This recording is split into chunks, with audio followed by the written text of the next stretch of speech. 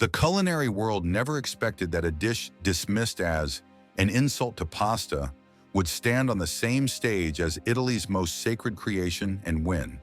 But on September 14th, 2024, in the heart of Rome, that's exactly what happened. This is the story of how a 29-year-old street cook from Manila took a $3 plate of sweet, ketchup-based spaghetti and proved that sometimes the most powerful flavor isn't the oldest recipe, it's the one that feeds the soul. The Palazzo dei Congressi in Rome is a cathedral of gastronomy. Every September, the International Pasta Championship attracts the world's most decorated chefs, Michelin-starred maestros who treat pasta like sacred art. This year's theme, Tradition Reimagined. Among the distinguished competitors, Chef Antonio Marcello from Bologna with his fourth-generation ragu, Chef Francesca Ricci from Naples, whose carbonara was once served to the Pope, stood Maria Elena Santos, 29, from Tondo, Manila. She wasn't a culinary school graduate. She ran a small karinderya beside Divisoria Market called Nanay's Kitchen, known for one thing, spaghetti so sweet it made children smile, and Italian tourists confused. When Maria's name was announced as a wildcard entry, culinary forums exploded. Filipino spaghetti at the IPC? This is tokenism. Paolo Vincenti, the championship's legendary head judge, couldn't hide his skepticism at the press conference. When Maria presented her ingredients, banana ketchup, hot dogs, condensed milk, and Eden cheese, he removed his glasses and rubbed his temples. Signorina Santos, this is the International Pasta Championship. Are you certain this is pasta? Maria's hands trembled as she held the microphone. Sir, in the Philippines, we didn't have your traditions. We had hunger. We had mothers who turned American ketchup and canned meat into something that made their children forget they were poor. This spaghetti isn't trying to be yours. It's trying to be ours. The room went silent for 3 seconds. Then someone started a slow clap that died when Vincenti glared. The night before the championship, Maria sat in her cramped hotel room in Trastevere, staring at her ingredients like holy relics. Through the window, she heard Italian families laughing below. The air smelled like fresh basil and centuries of culinary confidence. She picked up the banana ketchup bottle, its red label worn from travel, and pressed it to her chest. Para sa'yo, nanay, she whispered. Her mother, Elena, had died 3 years ago. But before that, she taught Maria the recipe that fed their family through typhoons, brownouts, and poverty. Anak, her mother used to say, stirring sauce in their dented pot. Rich people cook to impress. Poor people cook to survive. But we cook to make others feel loved, even when there's nothing else to give. The recipe was born of necessity. In the 1980s, tomatoes were expensive. So Filipinos improvised. Banana ketchup, invented during World War II when tomatoes became scarce. They added sugar because it was cheaper than salt and made children eat vegetables. They used hot dogs because they were affordable protein. What started as survival became tradition. What started as shame became identity. Maria opened her notebook, pages stained with sauce and tears, and reviewed her recipe. Not because she'd forgotten, but because she needed to remember why she was here. She wasn't here to win. She was here to prove her mother's poverty had created something worth respecting. Competition day arrived like a storm. The Palazzo's main hall transformed into a gladiatorial arena. 10 cooking stations, 800 spectators, cameras everywhere. Maria stood at Station 7 between Chef Marcello's artisanal bronze-dye pasta and Chef Ricci's hand-ground San Marzano tomatoes, worth more than Maria's entire budget. When judges inspected ingredients, the contrast was brutal. Chef Tanaka had fresh truffle shavings worth 300 euros. Maria had Pure Foods' tender, juicy hot dogs and Alpine evaporated milk. Judge Vincenti stared at the banana ketchup like a confusing artifact. You've traveled 11,000 kilometers to compete with this? Maria met his eyes. Yes, sir, because this bottle represents more history than you know. The clock started 90 minutes. Chef Marcello's team moved like clockwork. His sauce simmered in copper pots. Chef Ricci hand-cranked pasta through a vintage machine, each strand emerging like silk. Maria boiled water in a simple pot, while others built complex sauces, adding wine at precise temperatures, layering herbs in specific orders. Maria worked with the directness of a mother feeding hungry children. She heated palm oil, sautéed garlic and onions. Then she added the banana ketchup. The smell hit immediately, sweet, tangy, unmistakably different. It didn't smell like Rome. It smelled like every Filipino birthday party, every Christmas morning, every celebration where money was tight but love was abundant. Cameras zoomed in as she added brown sugar, stirring until it gleamed like candy.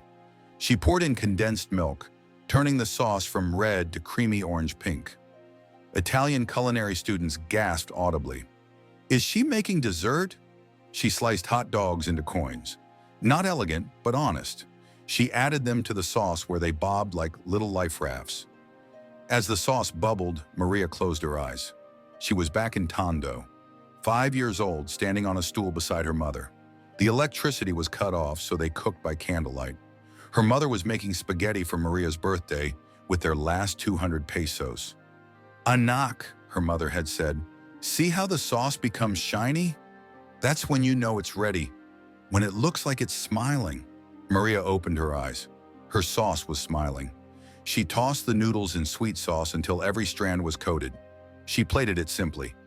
Bright orange-red spaghetti, topped with grated cheese and hot dog coins, arranged not artfully, but generously.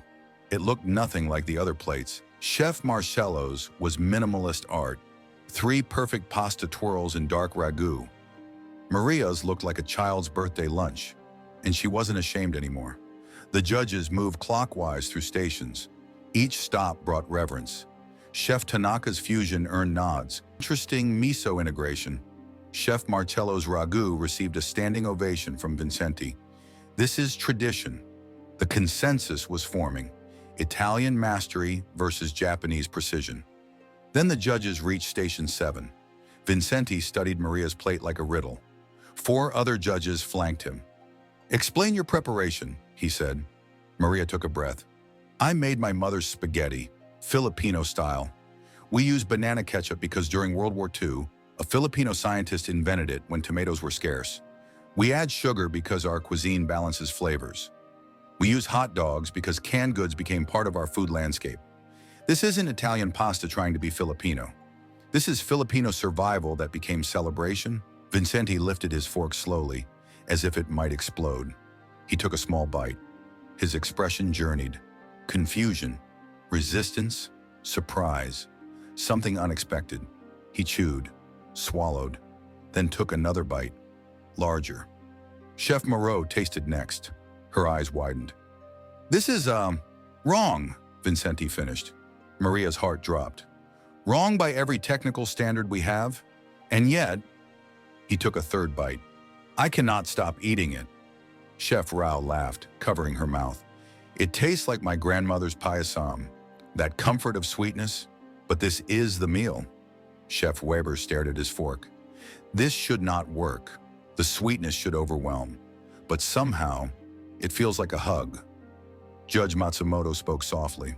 In Japan, we have natsukashi, nostalgia for something sweet. This tastes like childhood, even though I never had this childhood. Vincenti set down his fork. The arena went silent. Signorina Santos, you've done something I thought impossible.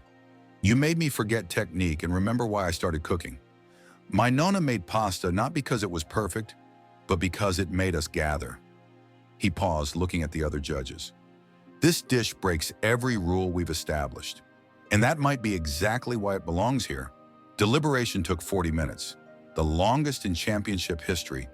When judges returned, 800 people held their breath. Third place, Chef Hiroshi Tanaka for innovative miso carbonara. Applause, Tanaka bowed. Second place, Chef Antonio Marcello for sacred Bolognese tradition. Louder applause. Marcello kissed his fingers skyward. Vincenti paused. The pause stretched. And the winner, representing the Philippines. Maria didn't hear her name. She saw Vincenti's eyes lock onto hers, saw him smile genuinely. Maria Elena Santos, for reminding us that food is not about rules, it's about love.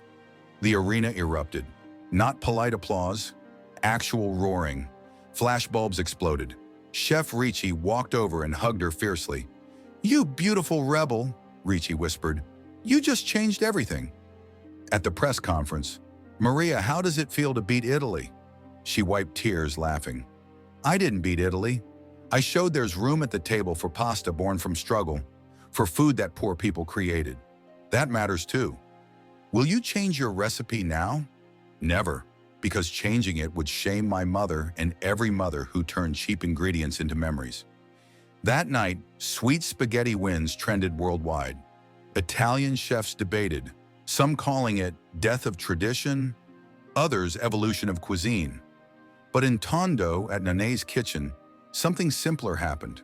Maria's cousin sent video, a line wrapped around the block, children pointing at news clips, mothers crying because something they'd been embarrassed to serve was now called beautiful on international television. 3 months later, Filipino sweet spaghetti appeared on menus in Rome, Paris, New York. Some charged 24 euros. Most couldn't capture what made it special because they cooked it like novelty, not like prayer. Maria returned to Manila a hero, but nothing changed at Nane's kitchen except the line got longer.